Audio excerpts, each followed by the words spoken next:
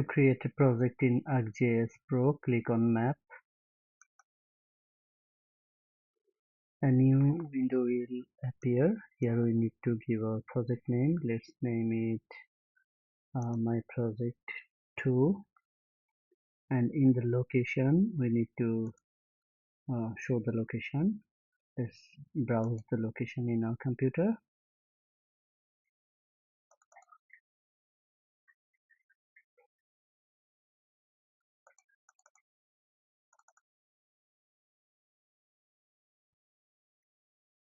And let's select this.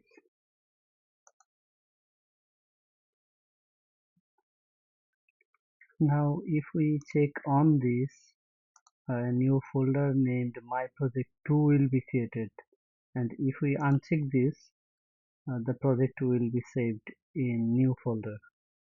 Let's check this to make a folder named My Project 2 and press OK.